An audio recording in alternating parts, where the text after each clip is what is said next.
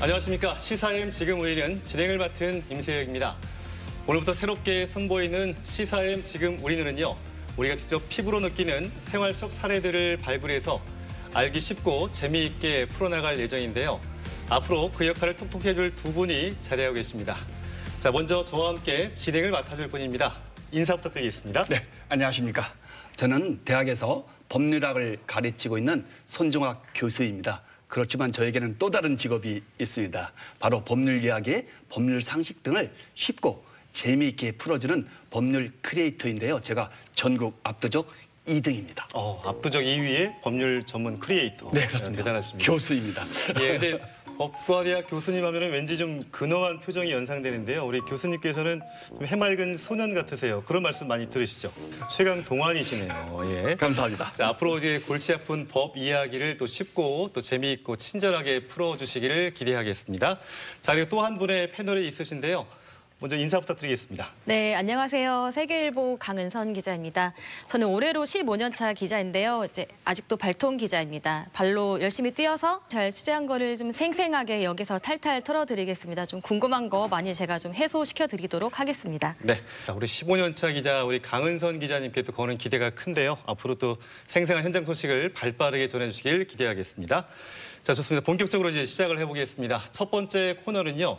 강은선 기자가 준비한 키워드로 보는 주간 뉴스 브리핑 시간인데요. 한 주간의 이슈가 되었던 이야기들을 키워드와 함께 하나씩 풀어보겠습니다. 첫 번째 키워드는 못이 중요한디입니다. 예, 이건 무슨 내용인가요? 네, 국방부가 육군 사관학교에 설치된 그 홍범도, 김자진 장군 등 그 독립운동가와 광복군 5명의 흉상을 철거키로 하면서 논란이 일고 있는데요. 국방부는 이제 흉상을 철거하고 이제 다른 곳으로 이전하겠다고 밝혔는데 이를 두고 독립운동회까지 이념적 잣대를 들이민다는 지적이 나오고 있습니다. 육사는 이제 한국 학교 정체성과 또 설립 취지 구현을 위한 그 자체 기념물 재정비 사업이라고 강조하지만 야당은 항일 무장 독립투쟁의 숭고한 역사를 삭제하고 국군의 뿌리와 정통성을 부정하는 반역사적 행위라고 비판하고 있습니다. 네, 이게 지금 뭐 야당만 비판하고 있는 게 아니라 지금 광복 회장과 또 삼성 출신의 국회의원과도 지금 갈등을 빚는 것 그렇습니다. 같고 여당 내에서도 의견이 좀 다른 것 같은데 국민의 여론을 좀 잘 지켜보면서 기대해 보겠습니다. 계속해서 다음 키워드 만나보겠습니다. 두 번째 키워드는 교육받을 권리, 애도할 권리입니다. 네, 그 서희초 교사의 49제가 다음 달 4일인데요. 그래서 이에 맞춰서 그 집회를 열기로 하자 이제 교육부가 이를 불법 집단 행위라고 밝히면서 좀 갈등을 빚고 있습니다. 교사들은 평일인 이날에 그 재량 휴업이나 이제 개인 휴가 등을 이제 활용한다고 밝혔지만 교육부가 학생들의 교육받을 권리를 이제 강조하면서 그 애도를 위한 연가를 이제 불허하겠다고 밝혔는데요. 교육단체는 이 같은 그 교육부의 방침에 이주호 장관을 직권 남용 및 권리 행사 방해 혐의로 고발하면서 강경 대응하고 있습니다. 전 교주는 그 재량 휴업일은 학교의 사정에 따라서 마땅히 사용할 수 있는 학교의 재량이고 교사들이 사용하는 조퇴나 연가 역시 그 사용할 수 있는 기본적인 권리라고 주장하고 있습니다. 예, 그래도 제가 교육 현장에 있지 않겠습니까? 이거 하나는 강조하고 싶습니다. 뭐냐면 학교는 교육과 훈육이 이루어지는 곳입니다. 교육과 훈육이 없어진다면 그것은 더 이상 학교가 아닐 것입니다. 우리 사회 구성원 모두가 학교의 중요성, 학교의 정체성에 대해서 다시 한번 깊은 인식을 하고서 문제를 풀어가는 방식이 어떨까 하는 생각도 해봅니다. 네, 교육 현장에 계시니까 또 우리 교수님께서 하실 말씀이 좀 많았던 것 같습니다. 죄송합니다. 예. 자, 세 번째 키워드는 장복이 겁난다인데요. 이건 아무래도 이제 물가와 관련된 이야기 같아요. 네, 이제 추석을 이제 한 달 앞두고 과일값이 고공행진을 이어가고 있는데요. 뭐 장마와 태풍 이런 좀 이상 기후로 인해서 생산량이 줄어든 탓입니다.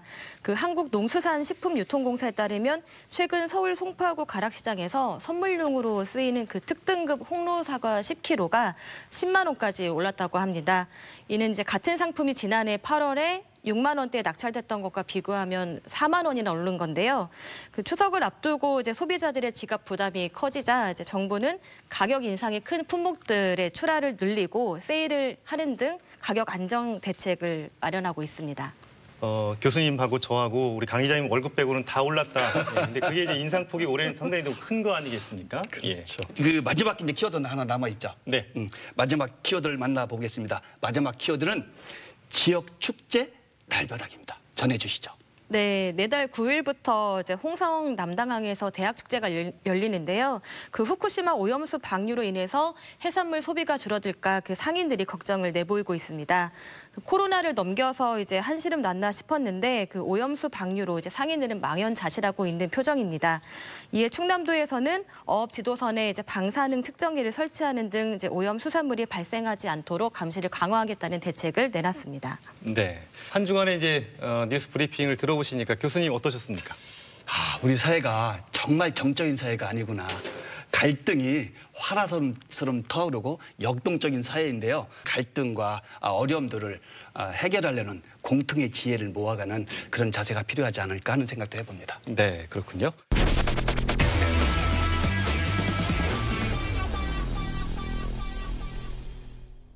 자, 이번에 소개해드릴 코너는요. 제가 좀 노래로 좀 짤막하게 앞서 소개를 해야 될 것 같아요. 예. 우 풍문으로 들었소. 예. 제가 부르는 모르겠습니다. 예. 풍문으로 들었소가 이제 코너 제목이에요. 저는 이제 장기와 얼굴들 버전이었는데 교수님이 아는 노래는 다른 가수 그 원곡 버전이잖아요. 세대를 벗어난 것 같습니다. 그런데요, 사실 요즘 주위를 둘러보면 CCTV도 많죠, 그죠? 네. 곳곳에 설치되어 있고 또 실은 차량 운전자분들은 차량에 블랙박스까지 다 설치해서 사용하고 있습니다. 그리고 이런 첨단 기기들이 때로는 사건 해결에 결정적인 단서가 되기도 하는 것 같습니다. 네. 자, 그리고 풍문으로 들었소는요. 풍문으로 들었던 이야기들을 CCTV를 통해 알아보는 시간인데요. 첫 번째 소문의 또 진상을 알아보기 전에 어떤 내용인지 화면을 통해 먼저 확인해 보겠습니다. 네. 오토바이 한 대가 거리를 서성입니다.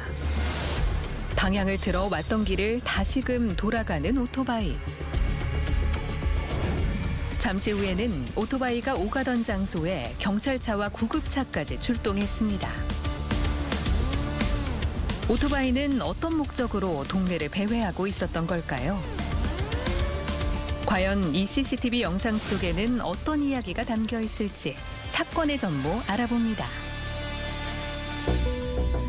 지난 8월 18일 낮 12시경 대전 서구 관저동의 한 은행에 강도가 침입했습니다. 현금 3,900만 원을 챙긴 뒤 오토바이를 타고 유유히 달아난 용의자. 도주 중 범행에 이용한 오토바이를 버려두고 사라졌습니다. 사건 당일 상황을 살펴보면 은행 앞에는 주변을 전혀 의식하지 않고 가방에서 무언가를 주섬주섬 꺼내는 한 남성이 있었습니다. 수사 과정에서 용의자인 40대 남성 A씨는 범행 전에 미리 소화기를 준비했다고 밝혀졌는데요. 이 소화기는 어떤 용도였을까요? 두 명 있는데 강도가 들어와서 뿌리고. 뭐를 뿌렸어요? 소화기 분말 가루 팍 뿌려가지고 칼로 이어가면서 돈 내라 그랬고, 그렇게 해서 저기 돈 주니까 가지고 도망갔고, 옷이 막 하얗게 묻어있구만. 옷이 하얗게 되어 있는 거 봤어요. 헬멧을 쓰고 나타난 용의자는 은행에 들어서자마자 준비한 분말 소화기와 흉기로 직원을 위협하며 현금을 가방에 담을 것을 지시했는데요. 직원들이 교대로 자리를 비우는 점심시간을 노리는 치밀함을 보였습니다. 은행에 들어와 현금을 챙겨서 달아나는 데 걸린 시간은 단 3분. 오토바이만 추적하면 범인을 쉽게 특정할 수 있을 줄 알았지만 범행 계획은 생각보다 더 치밀했습니다. 사건 전날 오토바이를 훔치는 모습이 또 다른 CCTV에 포착됐고요. 범행 당일엔 여러 지역을 넘나들며 훔친 오토바이 2대와 대중교통을 이용하는 등 이른바 뺑뺑이 수법으로 수사에 혼선을 줬습니다. 일단 피의자의 범행 전후에 이동 동선이 워낙 복잡하고 길었고, 그 과정에서 신원이 특정되지 않기 위해서 옷을 계속적으로 갈아입고 이동 수단도 여러 개를 갈아하면서 이동을 했기 때문에 특정하는 데 좀 시간이 많이 걸렸습니다. 대낮에 벌어진 은행 강도 사건 처음이 아닙니다. 2001년 12월 대전 서구 둔산동에 있는 한 은행의 지하 주차장에선 현금 수송 차량을 노린 범죄가 발생했습니다. 당시 범인은 미리 훔친 권총으로 직원을 살해하고 현금 3억 원을 챙겨 달아났는데요. 이 사건의 경우 장기 미제로 남아있다가 약 1년 전 범행 21년이 지나서야 범인을 검거했습니다. 21년 만에 검거되셨는데 심경이 어떻습니까? 지금 죽고 싶은 심정밖에는 없습니다. 왜 부인하다 이제서야 시인하셨죠? 심경 변화 있었습니까? 언젠가는 제가 지은 죄를 받을 줄 알고 있었습니다. 한편 이번 관저동 은행강도 사건의 용의자는 베트남으로 출국한 상태. 18일에 사건이 발생했지만 나흘 만인 21일에야 뒤늦게 용의자의 신원이 파악됐습니다. 경찰력의 한계를 보인 거란 지적도 나오는 상황. 검거까지는 시간이 꽤 소요될 것으로 예상됩니다. 밝은 대낮에 그것도 도심 한가운데서 일어난 은행 강도 사건. 수사기법의 발달에도 범인 검거에 어려움을 겪는 이유가 뭔지 다시 한번 짚어봐야겠습니다. 네, 대낮에 나타나는 은행 강도. 자, 이 사건으로 전국이 떠들썩했는데요. 강은성 기자님도 이 사건을 직접 취재하셨죠? 네, 용의자를 검거하려고 실은 많은 인력이 투입된 것으로 뉴스가 나오더라고요. 네. 그 경찰은 강도 사건 발생 이후에 대전 지역 6개 경찰서에서 250명을 이제 비상 소집해서 추적을 했는데요. 그럼에도 불구하고 이제 범행 사흘 뒤인 지난 21일에서야 이제 강도의 용의자의 정확한 신원을 이제 확정을 했고요. 그리고 그 신원 확정 전인 그 전날에 이미 그 용의자는 베트남으로 출국한 상황이었습니다. 네. 워낙 그 뭐 동해 번쩍 서해 번쩍 뭐 이동 수단도 바꿔가고 여기저기 왔다 갔다 했는데 맞습니다. 이걸 뭐 흔히 뺑뺑이 수법이라고 한다고요? 네, 용의자는 범행 후에 이제 그 도주뿐 아니라 범행 전부터 이동 경로를 좀 이렇게 혼란스럽게 하는 그 이른바 뺑뺑이 수법을 썼는데요. 3,900만 원을 빼앗은 뒤 사전에 훔친 오토바이를 타고 그 서대전 나들목을 지나서 유성구 대정동 방향으로 갔는데 그 이틀간 대전권역 이곳저곳을 이제 돌면서 이제 CCTV가 없고 그리고 또 국도고 그 작은 길로 이렇게 도주하는 등 좀 도주 경로가 약간 좀 치밀하게 사전에 이미 그 계약된 게 아닌가 이런 그 추정을 할 수 있게 됐습니다. 그 경찰이 밝힌 도주로를 보면요. 관저동에서 진잠동 또 충남 논산을 거쳐서 충남 금산까지 이동을 했는데요. 오토바이를 타고 12시간 동안 이제 달린 겁니다. 2023년도 그것도 CCTV가 곳곳에 설치되어 있다는 대한민국에서 일어난 일입니다. 수많은 인력이 동원됐지만 또 한편으로는 한 발 늦은 추적 아니냐 하는 지적도 나오던데요. 그 보통 이제 오토바이를 이제 이용한 그 사건이 이제 발생을 하면 이틀 내에 못 잡으면 좀 장기화가 된다는 그런 좀 이제 지적이 있는데요. 또 이제 용의자가 사전에 좀 치밀하게 준비를 했고 또 이제 그 도주도 그 경로를 왔다 갔다 하면서 경찰 수사망을 피했기 때문에 국내 검거에는 이제 실패를 했죠. 그래서 최근 이제 용의자가 베트남으로 출국을 했기 때문에 그 현재 공안의 수사에 의존할 수밖에 없는 그런 상황입니다. 네. 자, 지금 이제 용의자는 특정했지만 이미 뭐 해외로 도피를 한 상황이고요. 조금만 더 빨랐으면 어땠을까 그런 아쉬움이 있습니다. 결국 장기화 되는 거겠죠? 네, 아무래도 그렇겠죠. 그 2001년에 발생한 대전 은행 강도 사건의 경우도 이제 21년이 지난 지난해에 이제 잡힌 거잖아요. 뭐 수사는 계속됐지만 새로운 수사 기법이 나오지 않는 이상 좀 수사에 집중하는 것도 쉽지 않고요. 그리고 뭐 공소시효도 있기 때문에 아무래도 맞습니다. 장기 미제로 갈 확률이 높습니다. 그만큼 조동 수사가 중요한 것 같습니다. 이제 용의자가 이제 베트남 다낭으로 출국했다고 했는데요. 영화배우 마동석 씨를 불러올 수도 없는 거고, 그렇죠. 예, 베트남 경찰, 베트남 그 공안의 협조가 좀 필요하겠네요. 그렇죠. 범죄자를 체포할 때 외국에 있을 때 저희 인터폴이라고 하죠. 국제공조기구죠. 인터폴에서 지금 공조 요청을 보낸 상태로 알고 있고요. 다행히 또 이제 베트남 같은 경우에는 저희들 대한민국과 2003년인가요? 범죄 인도 조약이 체결되어 있습니다. 그렇지만 결코 그 수사가 간단하지가 않잖아요. 지금 어떻게 진행되고 있습니까? 그 인터폴 공조를 하더라도 좀 시간이 꽤 걸리는 네. 걸로 알고 있는데요. 일단 베트남으로 출국한 건 확인이 됐지만 거기에 이제 뭐 인접 국가로 또 이제 도주를 하게 된다면 그렇겠죠. 거기에 현지 경찰과 또 다시 공조를 해야 되기 때문에 좀 더 시간이 걸리지 않을까 그렇게 예상이 됩니다. 네. 네, 그런데 범인은 왜 베트남으로 좀 출국했을까요?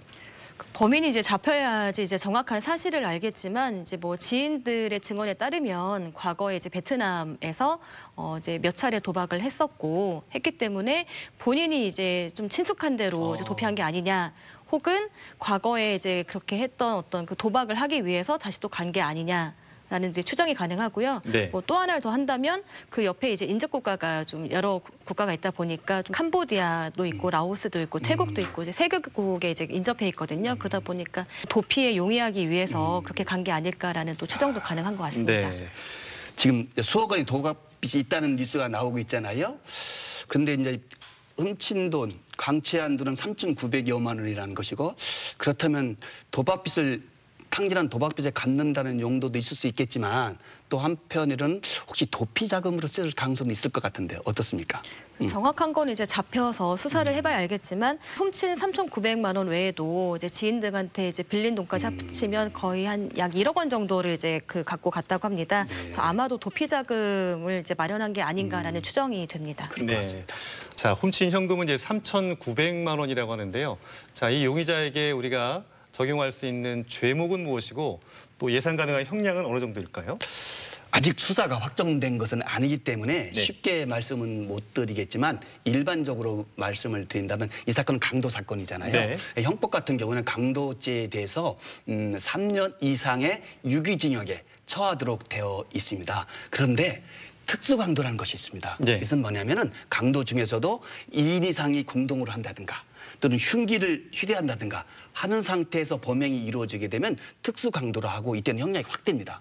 어떻게 되면 무기징역도 가능하고요. 5년 이상의 유기징역까지 처하도록 되어 있습니다. 그렇군요. 여기서 또 하나가 추가되는 것이 있습니다. 혹시라도 우리 당시에 이제 은행 업무를 본다든가 아니면 직원들이 다칠 수도 있잖아요. 네. 예를 그렇게 되면 이제 강도상해라고 해서 이때는 무기징역 또는 7년 이상의 유기징역에 처하도록 되어 있죠. 무척 무거운 형량이 부과될 것 같습니다. 네, 그렇군요. 자, 은행강도 사건으로 이제 현금 3,900만 원이 갈취당했는데 혹시 이거로 인한 뭐 시민들의 피해는 없었나요? 특별한 피해는 없는데 일단 3,900만이라는 재산적 손실이 있을 거 아니겠습니까? 그랬을 때 이제 은행 같은 경우 영업배상보험이라는 제도가 있습니다. 네. 대부분의 경우에는 뭐 횡령이라든가 배임 또는 분실, 도난, 사고에 대비해서 영업배상보험을 들고 있기 때문에 아마도 재산적인 피해는 보험으로 어느 정도 처리가 되지 않을까.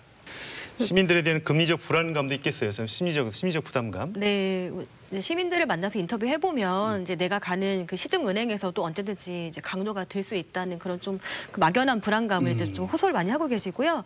그리고 이제 국내 검거가 이제 실패를 했잖아요. 좀 그런 부분에서도 은행 강도가 들면 또 뭐 아까 말씀하셨듯이 보험이 돼 있긴 하지만 내 돈은 어떻게 되는 건가 또 이런 점에서도 이제 우려를 내보이고 있습니다. 얼마나 네. 불안하겠습니까? 맞습니다. 자, 이 모처럼 장기화될 수 있는 사건인데요. 하루빨리 해결되기를 바랍니다.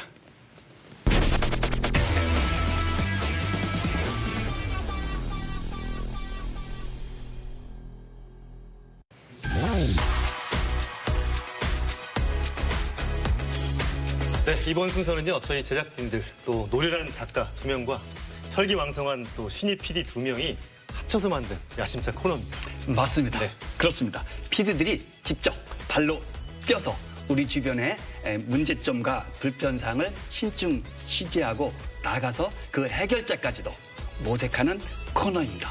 바로 PD가 간다. 네, PD가 간다. 첫 번째 소식은 요즘에 최근에 논란이 되고 있는 아파트 철근 누락 사건 사고 얘기입니다. 작년 1월이었죠. 네. 광주에서 아파트가 붕괴가 됐고 올 봄에는 인천 검단 신도시에서 지하 주차장이 붕괴되는 어마어마한 사고가 발생했습니다. 그리고 이어서 LH 부실 시공 문제가 불거졌죠. 시민들의 불안감이 증폭되고 있습니다. 무엇보다도 우리 사회에서 순살 아파트라는 냉소적인 신조어가 나올 정도로 불안감이 확대되고 있습니다. 어떻게 철근이 적정량보다 빠진 채 아파트가 지어질 수 있는지 그러니까요. 저는 이제 생각만 해도 좀 오싹한 현실인데요. 네. 과연 아파트 현장에는 어떤 문제가 있었는지 화면을 통해 먼저 만나보겠습니다. 네. LH 아파트 부실 시공 논란이 이어지면서 주목받고 있는 무량판 구조의 지하 주차장. 기둥에 철근이 빠진 사실이 드러나면서 안전에 소홀했다는 지적을 받고 있습니다. 안락한 휴식처가 되어야 할 집, 부실 공사로 인해 고통받는 주민을 만나보고 원인을 톱파봅니다. 정부가 행복주택으로 공급한 아산탕정의 LH 아파트. 입주한 지 1년도 채 되지 않은 상황에서 아파트 철근 누락 사실을 알게 된 주민들은 당혹스러움을 감추지 못합니다. 갑자기 그 소식을 들었을 때 너무 서글픈 거야. 엄마가, 친정엄마가 너네 공주에 뭐 그런 일이 있다 그래. 다른 데 얘기야. 그랬단 말이에요. 그러고 와서 보니까 내 집이요. 그래가지고 기가 막히잖아. 막 울고 싶고 기분이 막 뭐라고 표현을 못하겠더라고. 그래서 인천 검단 신도시 지하주차장 붕괴 사고로 불거진 아파트 부실 시공 논란. 사고 조사 결과 설계와 다른 전단 보강근 누락과 콘크리트 강도 부족이 원인으로 지적됐는데요. 이 사고를 계기로 국토교통부는 무량판 구조가 사용된 LH 아파트를 전수조사했고 우리 지역에선 내포 신도시, 공주 월송, 아산 탕정의 아파트 3곳이 철근 누락 아파트로 확인됐습니다. 이번 사고를 통해 건설업계의 뿌리 깊은 부실 공사 문제가 수면 위로 떠올랐습니다.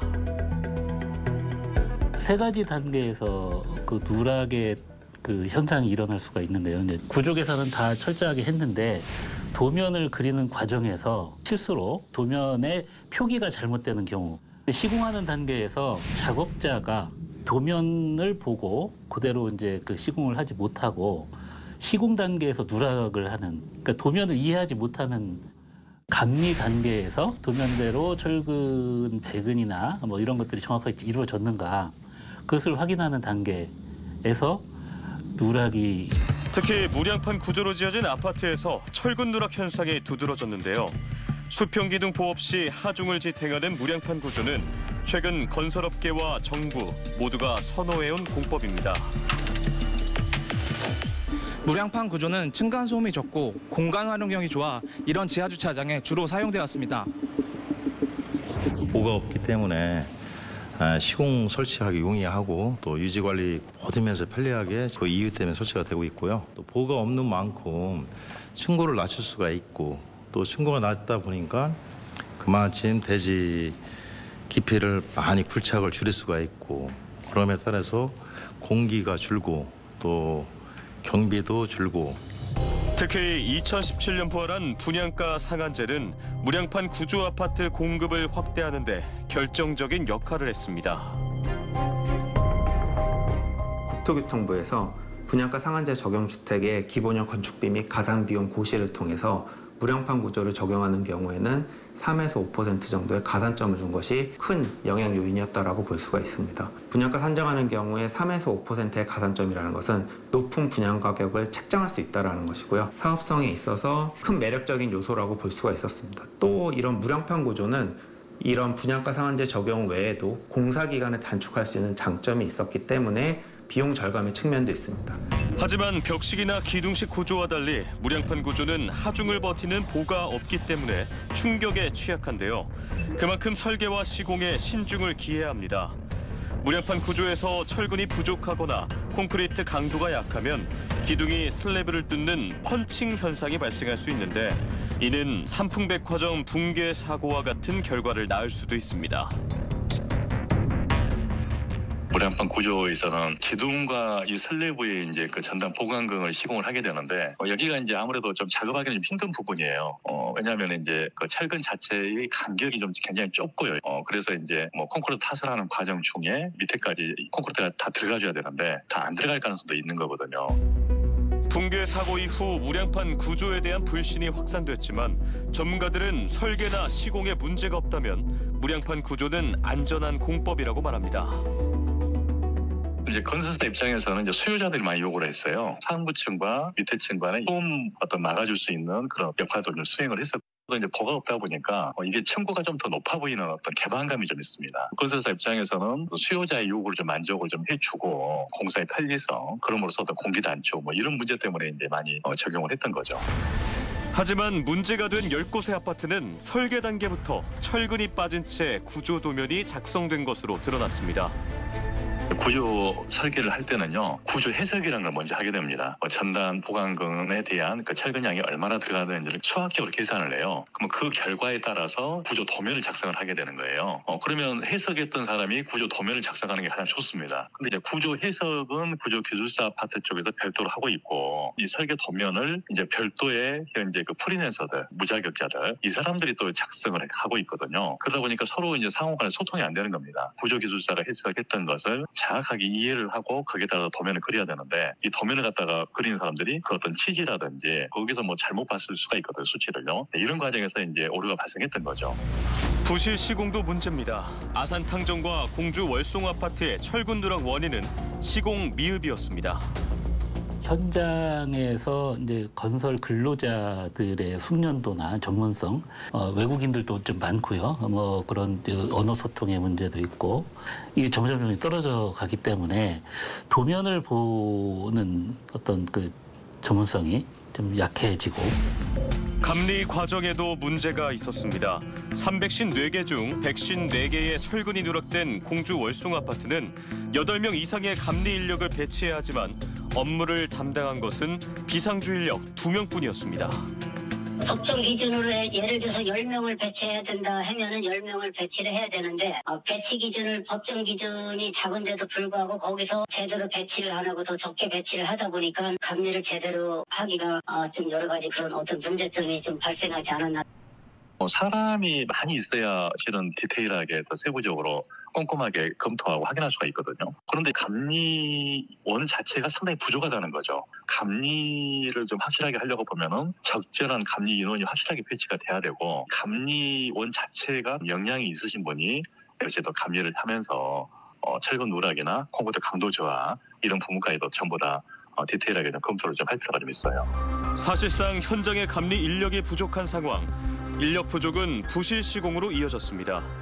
결국 설계 오류, 부실 시공, 부실 감리까지 건설 전 과정에 만연한 안전 불감증이 사고를 초래한 건데요. LH는 뒤늦게 보강공사 계획을 내놓고 있지만 안전을 보장할 수는 없는 상황입니다. 지금 처음에는 지지를 해주지만 이게 시간이 가게 되면 강판하고 기존에 있던 슬래브나 이 기둥하고 접착 부위에서 좀 문제가 생길 수가 있거든요. 뭐 떨어진다는 거죠, 접착 부위가. 그래서 이제 그런 부위에서 이제 가게 되면 약간 성능은 좀 떨어질 수 있다. 그게 언제 알 수는 없겠지만 향후에 이제 유지 관리하다 보면은 이제 그런 단점도 갖고 있습니다. LH는 9월 말을 목표로 보강공사를 완료할 계획이지만 입주민들의 불안은 가시지 않고 있습니다. 보강자국도 믿음이 안 가요. 이게 또 뉴스에서 이렇게 나오는데 이게 또 정확한 건지도 사람들은 잘 모르겠다고, 확실하지 않을 것 같기도 하다고 막. 빨리 튼튼하게 했으면 좋겠고요. 이렇게 집 지으려면 앉았으면 좋겠어요. 집만 많이 지으면 뭐래. 왜 이렇게 자꾸 뜯어먹고 계속 몇 달에 걸쳐서 하는 거냐고. 없는 사람을 상대로 하면 더 잘해줘야 되는 거 아니야? 사람이 뭐 우리 없는 사람이라고 목숨이 뭐 10개나 돼? 그렇잖아요. 그러니까 그게 난 잘못됐다고 생각하는 거고. 사고가 난 뒤에야 LH는 보강공사 계획을 내놨고 국토교통부는 이권 카르텔을 뿌리 뽑겠다고 나섰습니다. 하지만 반복되는 부실 시공 논란에도 변하지 않던 근본적 원인을 개선할 수 있을지는 미지수인데요. 안전한 내 집에서 행복한 삶을 누릴 권리 되찾을 수 있을까요? 네, 철근 누락 사태로 확인된 건설업계의 부실공사 문제 들여다봤습니다. 함께 이야기 나눌 대한건설 정책연구원의 이은영 연구위원 모시고 이야기 나눠보겠습니다. 안녕하세요. 네, 안녕하세요. 어서 오십시오. 예, 뭐 21세기 대한민국에 아직도 이제 이런 부실공사가 이루어지고 있다. 좀 나쁘고 현실 아니겠습니까? 네, 맞습니다. 통상적으로 한국에서 부실공사라고 얘기를 할 때는 시공 단계에서의 문제를 얘기합니다. 그러니까 이 경우에는 설계 도서에 결함이 있다는 생각을 아예 하지 않는 겁니다. 그래서 설령 설계 도서에 뭐 약간 치수가 맞지 않는다고 하더라도 현장에서 적절히 판단해서 시공을 한다면 건축물의 품질에는 문제가 없는 것으로 생각을 합니다. 그런데 이번에는 전례 없이 설계 도면상에서 보강철근이 누락이 됐습니다. 그 때문에 전과 다르게 이번에 부각이 된 부실시공 논란건은 좀 여파가 더 크다고 할 수 있습니다. 네, 국토교통부 전수조사 때 이제 충남 지역 3곳의 아파트가 포함되어 있다는 사실은 알려졌는데 이 전단 보강근이 얼마나 빠져 있는지는 그때는 나와 있지 않았었거든요. 이게 지난 17일에 발표가 됐다고요? 아산 탕정 아파트의 경우 지하 주차장 기둥 362개 가운데 24%에 해당하는 그 88곳에서 또 공주 월송 아파트의 경우는 354개 중에 이제 절반 가까이인데요. 그 154개의 전단 보강근이 설계도대로 설치되지 않은 것으로 드러났습니다. 네, 상당히 많은 그 전단 보강근이 빠져 있는 건데요. 이로 인해서 입주민들의 불안감은 뭐 이루 말할 수 없겠는데요. 그 철근 누락 아파트로 이제 발표가 난 후에 그 입주민들은 불안감과 당혹감을 감추지 못하고 있는데요. 그 LH에서 이제 보강 계획을 전달했지만 그 보강 공사가 제대로 이뤄질지 또 보강 공사를 하고 나면 안전해지는 건지에 대해서 믿을 수 있겠냐는 반응이었습니다. 저라도 굉장히 불편할 것 같고 불안할 것 같습니다. 네. 당장 이사하고 싶은 마음이 들 것 같은데 문제는 이 문제된 아파트가 실은 주거 약자라 할 수 있는 그런 분들을 위한 공공주택, 행복주택 아니겠습니까? 네. 쉽게 이사 갈 수도 없을 것 같고 참 어려움에 빠져 있을 것 같아요. 이 검단 신도시 아파트의 무량판 구조가 적용됐다는 사실이 알려지면서 이 무량판 구조에 대해서 언급이 많이 되고 있는데요. 최근에 지어지는 아파트 단지에 이게 많이 적용되고 있다고요? 네, 맞습니다. 무량판 구조에서 가운데 글자인 량이 이제 저희가 흔히 알고 있는 단어인 대들보의 들보라는 뜻입니다. 그러니까 무량이라는 것은 보가 없는 판이라는 거죠. 즉 바닥판 아래에 보가 없는 구조를 얘기합니다. 네. 그런데 이런 구조를 만들게 되면 보가 있을 때의 성능과 거의 유사하면서 경제성은 굉장히 좋아지게 됩니다. 그 때문에 아파트나 일반적인 건축물을 만들 때 무량판 구조가 적용이 되고 있고요. 지금 LH 같은 경우에는 약 6년 정도 2017년 무렵부터 무량판 구조를 적용하고 있습니다. 이 무량판 구조가 그렇게 뭐 불안정한 공법은 아니잖아요? 네, 맞습니다. 지금 무량판 구조에서 보강 철근이 누락되었기 때문에 사람들의 관심은 무량판 구조가 위험한 것이 아니냐라는 얘기로 가고 있습니다. 하지만 지금 단계에서는 공법 자체에 저희가 불안을 가질 필요는 없어 보입니다. 자, 일반적인 구조물, 기둥이 있고 보가 있는 구조에 비해서 보라는 요소 하나가 빠진 거기 때문에 당연히 뭔가 하나 빠진 상태에서는 설계와 시공이 좀 더 충실하게 이루어져야 되는 겁니다. 지금 발생한 문제들도 설계 단계 그리고 시공 단계에서 어떤 부분이 누락되었기 때문에 이슈가 된 것이지 처음부터 원칙과 규정에 충실하게 진행이 됐다면은 사실 문제가 없는 안전한 건축물이라고 할 수가 있습니다. 네. 그리고 이번에 그 LH의 그 대규모 철근 누락 사태는 뭐 무량판 구조 이런 게 문제가 아니라 설계와 시공, 감리까지 총체적인 문제였다. 이렇게 좀 바라봐야 되는 거네요. 네, 국토교통부 그 조사 결과만 봐도 그 누락 원인이 건설 전 그 과정에서 발생했다는 것을 확인할 수 있는데요. 그 시공 전 설계 단계에서 오류가 발생을 했고 또 설계대로 시공이 되지 않았고 또 오류를 잡아내는 감리 역시 제 역할을 하지 못했습니다. 그 기본적으로 공공주택은 LH가 그 시공사와 설계사 또 감리사를 선정하고 승인하는 구조로 되어 있습니다. 네, 그리고 시공 간의 그 시공 단계에서 오류를 잡아내는 것이 바로 감리인데 공사를 발주한 LH공사가 스스로 관리 감독을 할 수 있다. 이게 좀 이상한데요. 그렇죠. 네. 언뜻 봐도 이상하죠. 이를 좀 더 자세히 살펴보면 그렇습니다. 기본적으로 건설기술지정법에서는 발주청이 건설공사 효율적으로 안전하게 하기 위해서 제3자를 할 수 있는 건설 엔지니어 사업자에게 공사 관리 감독 업무를 맡기도록 되어 있습니다. 네. 그리고 특히 고난이 공사라든가 일정 규모 이상의 공사에 있어서만큼은 그 건설 엔지니어 사업자가 법인이어야만 한답니다. 굉장히 엄격하게 규정하고 있는 것이죠. 네. 그런데 갑자기 그 하위법이라 할 수 있는 시행령에서 예외 규정을 두고 있어요. 무슨 뜻이냐면은 발주청이 발주자가 공공기관인 경우가 있죠. 네. LH공사, 네. 뭐 지방의 도시 개발공사 있잖아요. 이런 데서 발주했을 때는 예외적으로 외부에게 공사 관리 감독 업무를 맡기지 않고 자체적으로 할 수 있게 된 거예요. 아니 상위법이라 할 수 있는 법률에서는 하도록 되어 있는데 네. 하위법이라 할 수 있는 시행령에서 면제를 시켜준 거예요. 네. 어떻게 보면 하위법이 상위법에 위배되는 그런 문제점이 발생할 수 있는 것이죠. 그렇겠네요. 좀 더 쉽게 얘기하면 학생이 시험 답안 문제를 풀었어요. 네. 그런데 채점을 교수가 하는 것이 아니라 학생 스스로 하겠다는 것입니다. 네. 자기 스스로 A+ 주는 거 맞을까요? 타당성이 있을까요? 네. 아니라는 생각이 듭니다. 즉 감리 업무만큼은 외부에서 하는 것이 맞겠죠. 그런 구조적인 문제점으로 인해서 실은 부실 시공이라든가 이런 것들이 양산되지 않을까 네. 하는 문제의식을 갖고 있습니다. 연이은 또 사고 주요 원인 중에 하나가 양질의 인력 수급 문제가 또 거론되고 있습니다. 건설업계가 얼마나 인력난이 지금 심각한 겁니까? 네, 건설업계에서 인력난이라고 한다면은 이제 통상적으로 현장에서 직접 일하시는 기능공 분들을 얘기합니다. 그런데 건설 현장이라는 것이 뭐 아시는 것처럼 더울 땐 덥게 일하시고 추울 땐 춥게 일하시는 곳입니다. 그리고 뭐 기타 편의시설도 그렇게 충분하지 않은 곳이 많고 더 중요한 건 그렇게 몸으로 하는 일을 하시는데 그만큼 받는 보수가 아주 많다고는 또 하기 어렵습니다. 그 때문에 내국인 분들 같은 경우에는 이 일을 오래 하시기보다는 이제 다른 일로 바꾸시거나 아니면 이제 할 수 없이 하셔야 되는 분들만 현장에 남아 계신 경우가 많습니다. 그 때문에 국내 내국인 기능공 분들은 아무래도 연령대가 매우 올라가는 상황이고요. 그리고 그 빈 자리를 외국인 근로자들이 많이 차지하고 있습니다.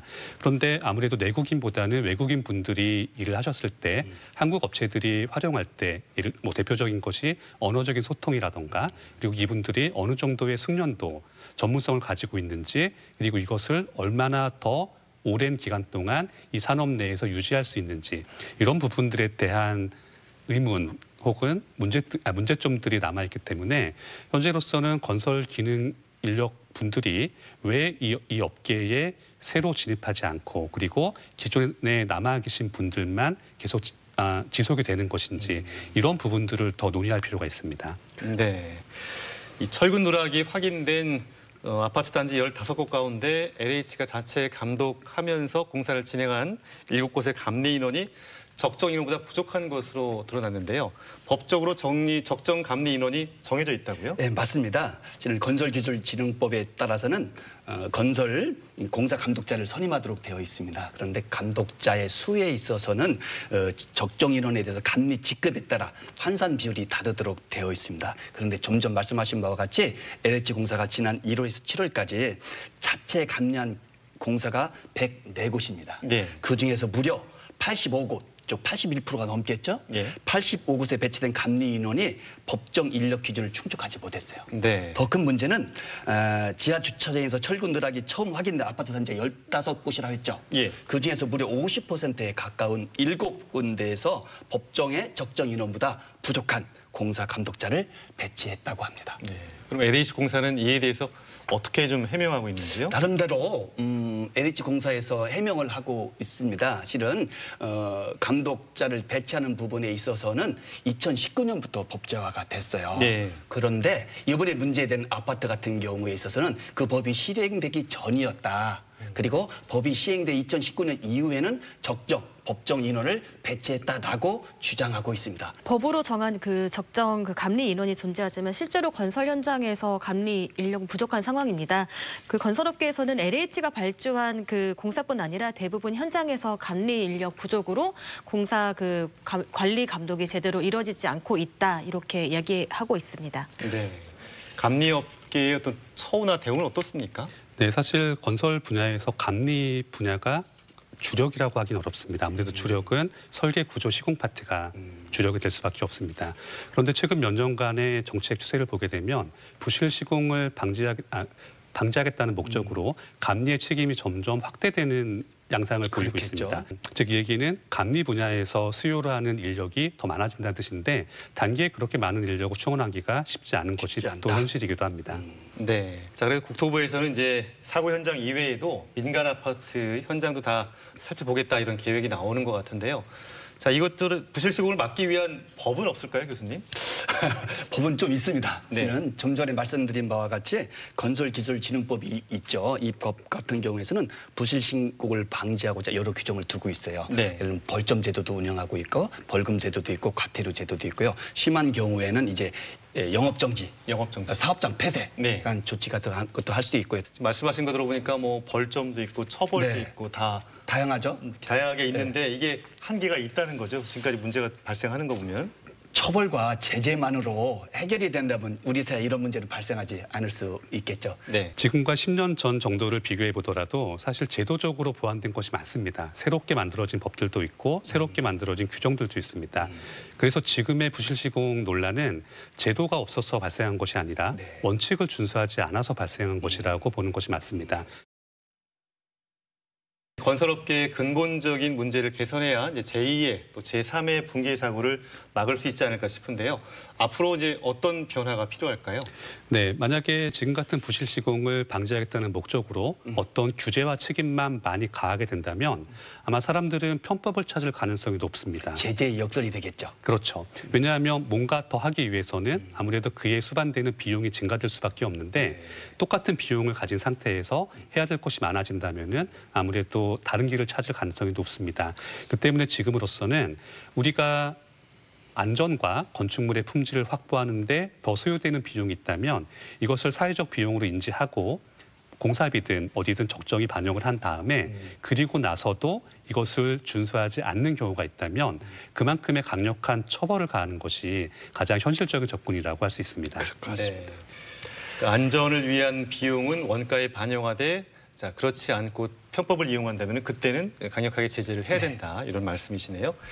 연이은 붕괴 사고와 국토교통부의 조사 결과를 통해서 우리는 이제 콘크리트에 가려진 한국 건설업계의 민낯을 마주했습니다. 또 정부는 건설업계의 만연한 부실공사의 근본 원인을 규명하고요. 각계의 다양한 의견을 수렴해서 확실한 안전대책을 수립해야겠습니다. 그렇습니다. 자, 지금까지 우리 이은영 연구위원이었습니다. 오늘 말씀 고맙습니다. 수고하셨습니다. 네, 은행 강도 사건과 또 철근 누락 사건까지 저희가 준비한 소식 모두 만나봤는데요. 장기화될 줄 모르는 은행 강도 사건이라니 믿기지가 않고요. 또 거기다가 우리 가장 편안해야 할 우리의 보금자리에 철근이 누락돼 있다. 자, 이런 소식을 듣고서는 정말 현실이 씁쓸하기만 합니다. 두 분 오늘 함께 오시니까 소감이 어떠셨는지요? 답답합니다. 네. 실은 우리가 선진국에 진입했다고 자타가 인정하고 있지 않겠습니까? 이런 대한민국에서 이런 원시적인 사고가 발생한다는 것에 대해서 실은 자괴감을 지울 수가 없습니다.